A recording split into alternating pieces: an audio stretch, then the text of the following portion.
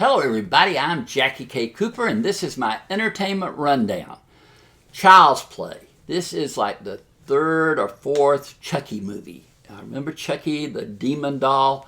Well, it's been a while. There were some direct-to-television movies made, videos made about Chucky, but this is like the fourth movie, I think. And this one is a little bit different. For one thing, in all the other movies, Brad Dourif voiced Chucky, and in this movie, of all people, Mark Hamill, the original Luke Skywalker, gives him voice. And this Chucky is not demonically possessed. This Chucky is all computerized, and when the movie starts, these Buddy dolls, which are Chucky dolls, have been invented, and they have all these computers that make them into your best friend forever. You know, once the child is imprinted by the toy, then the toy is locked on to them. And so when Chucky, or the Buddy, the individual toy that ends up in the movie is called Chucky, but it's all a part of the BUDDI series of dolls. They're being made in Vietnam, and the guy who's working on this one doll, the boss comes over and says, "You slack off too much. You know, I'm firing you. Finish up that doll and then pack your stuff and get out of here."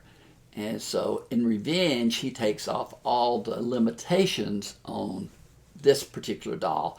You know, it says, you know, restricts evil doing or whatever, and he clicks and gets that out of the way so it can do evil, and it says does no harm in any way, clicks that off, you know, and then the next thing you know, we're back in the States, and a woman played by Aubrey Plaza, she is working at like a Kmart or Walmart or something, and she's at the return desk, and this woman comes in and says, "I bought this Buddy doll and something's wrong with it. His eyes turn red and he's just not functional." And so she decides to take it home to her son. They've moved into a new neighborhood, new apartment, and he's not adjusting well. Now, he's played by Gabriel Bateman, and he looks to be like 14. And I'm thinking, why is she taking a doll home to a 14-year-old?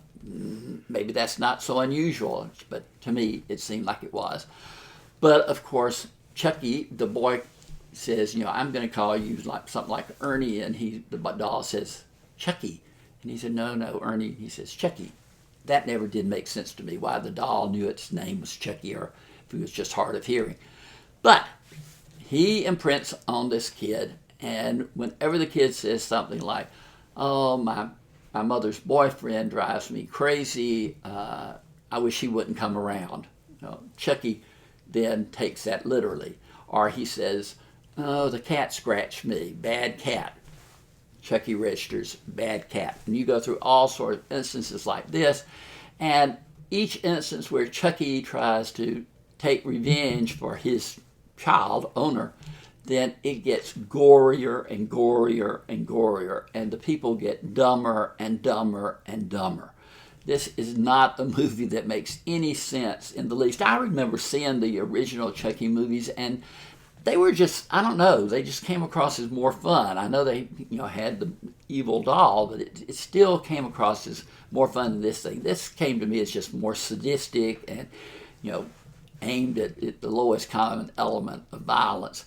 The film is rated R because there is profanity and there is violence. I scored it 4 out of 10. I just couldn't even get it up to average, you know, in thinking. It does have a fairly good cast. Like I said, Gabriel Bateman, Aubrey Plaza, Mark Hamill is the voice, Brian Tyree Henry, and Tim Matheson. You know, there's some fairly good names in there. But overall for me, as I said, 4 out of 10. Then we have a film titled Ghostlight. This one is about a troupe of actors who go to a New England town. It's kind of like out in a farmhouse in an area surrounding the town, and they are there to put on a production of Macbeth. Now, I had heard this Broadway lore before that, you know, whenever you're staging a production of Macbeth, that you never say what the name of the play is because it's bad luck, and if you mention, just say, "Oh, you know, we're going to be doing Macbeth, and the actor has to run. If an actor says he has to run around the theater and do crazy things, or the whole production will be cursed. And that's what this movie's about, because of course somebody says Macbeth casually, and then things happen when they try to put on the play. But I never could figure out if it was a comedy or a drama, or a drama with tones of comedy. It just didn't make a lot of sense, and then it just takes a weird twist during the end of the film. But it has Roger Bart, Cary Elwes from The Princess Bride. People remember him for that movie, and Carol Kane, who was also in The Princess Bride. And when they sent me this film, they said, first time they've been reunited since The Princess Bride.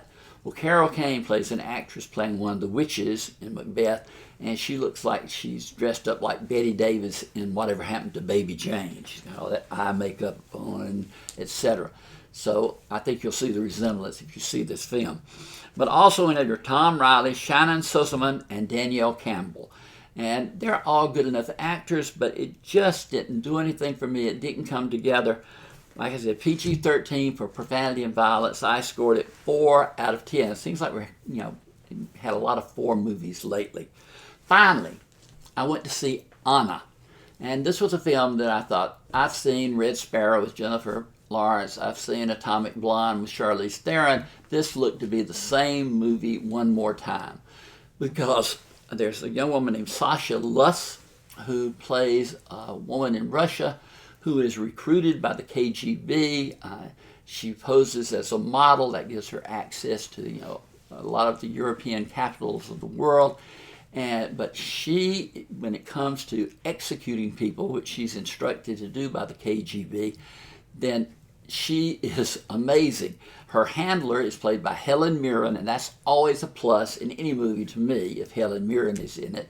And right underneath her in her line of command is a man played by Luke Evans, and then he works with her day to day. She gets instructions from Helen Mirren. But this woman can go into a restaurant, and she is to assassinate somebody, and it looks like there are 30 people that come after her, and she takes them all out. I mean, she is just, it's not a superhero type thing. She's supposed to be a flesh and blood character. But they do overplay, how one woman can do this. I mean, she takes on like an army and, can do it. But the CIA finds out about it. Cillian Black is the man who finds out about her, and then he is going to use her for his own purposes. So you've got that kind of conflict between KGB and CIA going on.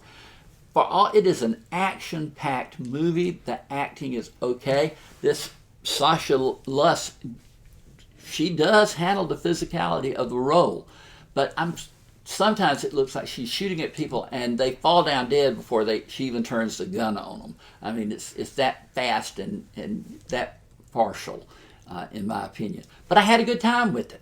I really did. It was rated R for profanity, violence, and nudity, but it held my attention from the minute it started to the minute it ended, and I never knew which way it was going to go and what the outcome was going to be and which twist was going to lead to which turn.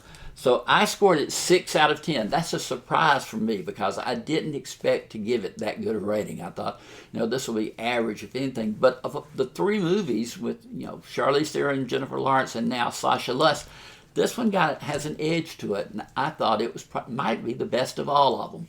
So take a look at it if you care. Those are my 3 movies. This has been Jackie K. Cooper's Entertainment Rundown, and reach down there and hit the part where you can subscribe to this channel.